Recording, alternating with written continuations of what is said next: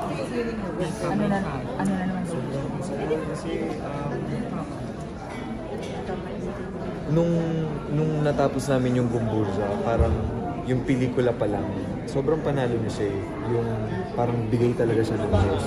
So yung mga ganitong pagkakataon, para siyang added bonus from God na recognition. Ang sarap ng pakiramdam kasi parang sobrang akong inspired to work more afterwards. Yes, very thankful, very grateful. How does it feel na yung movie niyo yun? Parang historical, gumawa ng magandang memories talaga ng industry. Masaya ako kasi naging instrumento ko para maging isang reference, educational reference ng mga future generations. I'm very, very happy na may isa na akong proyekto na gano'n. Yung paulit-ulit mo siyang papanoorin for educational purpose. Kinabahan ka kanina kasi mabibigat yung mga kalala mo. Sobrang akong kinakabahan. Unang-una kasi sabi ko, kailangan ko lang makapagpasalamat ng maayos. Yun talaga yung una. Pangalawa, sabi ko pang ilang awarding ceremony na yung pinagsamahan namin. Wala talagang kasiguraduhan eh. Kaya, and I'm very, very fortunate that, you know, yung kasama ko, Kimbe De Leon, like yung mga nominees, si JC, alam mo yun, na they're winners in their own right. So after dito yung mga gagawin mo? Proyekto? Babalik na ako sa serye. Ano serye? Lagay na konting ano lang. Kapamilya.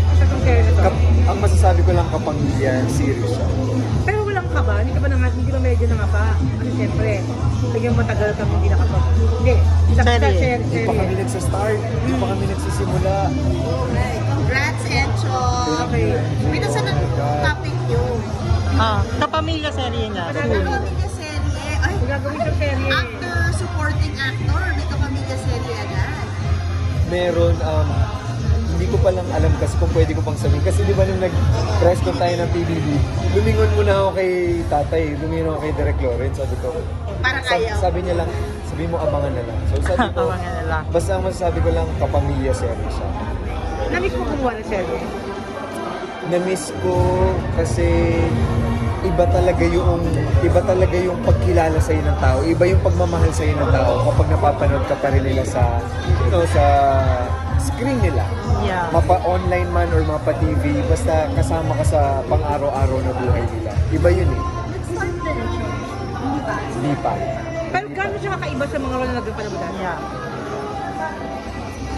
Parang ito yung role na masasabi ko na pwede kong sabihin kay Direk, may linya akong naisip, akong bahala dito sa eksena. Are you bida, Pwede, kontrabida here? kumaga, and alam ko that my director will have that kind of freedom for me. So sobrang excited. Oh, wow. Parang ang daming blessings after Gumburza. I know Gumburza is for the country. Itong teleserye naman to, touch something like that. Like, something din yung Yes. system. Yes, because the series has an advocacy in it. Oh! Yes. So, masaya ako, excited ako, at saka ang pinaka-excited ako is lock-in kasi siya na setting pa rin.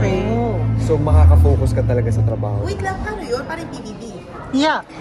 Yun din yung tanong ko eh, pero basta available kami, pag nandito kami sa Manila, kailangan ko mag-TV. Pero gano'n ka excited nung bubukas na yung Bahay bahay? ni Kuya. Ang swerte ko lang kasi, alam mo yun, yung iba yung nabuo namin, hindi ko masasabi yung pamilya, bayo paulit-ulit na sinasabi yun, nakabuo kami ng pamilya, pero ito talaga yung kahit wala kaming season for that year, nakikita kami, nagsasama kami.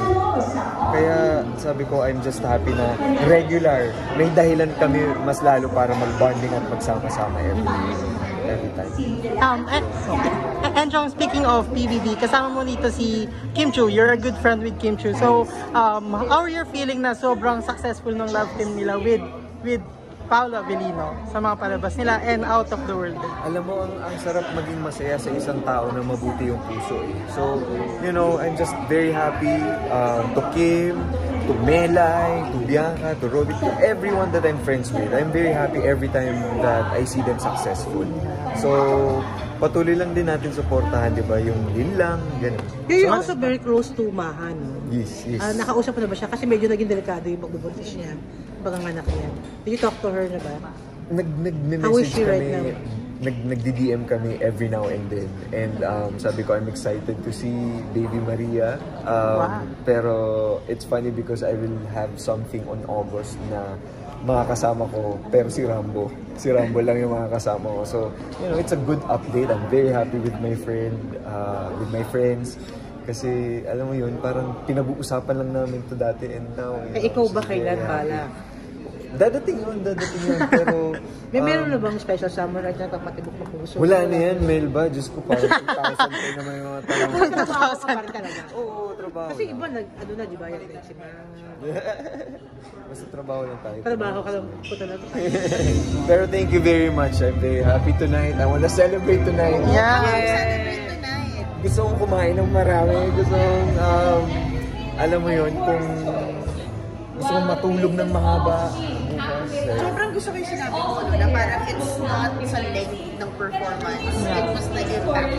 Kasi seryoso talaga yun eh. Yung naramdaman ko na parang ako, feeling ko hindi enough yung nagawa ko, hindi enough yung na-deliver ko. Pero nakakalimutan ko parati na bawat isang tao may iba't ibang perception and opinion when they see something. So,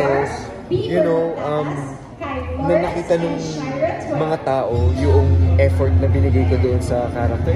It's a very personal, story. So, I'm just very, very happy.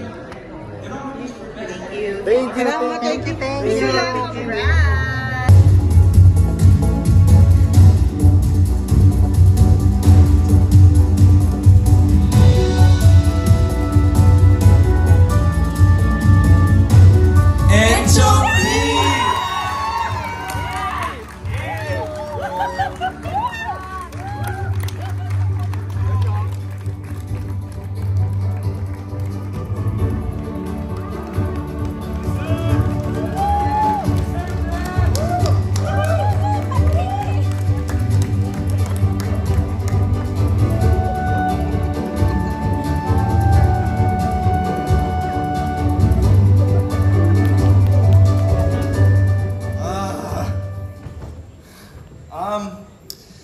Nung unang beses ko po napanood yung Gumburza, sabi ko, my God, ang galing ni Cedric, ang galing ni Dante Rivero, ang galing ni Elijah, ang galing ni Piolo Pascual. Tapos sabi ko, lumabas yung character ko nung namatay si Piolo Pascual.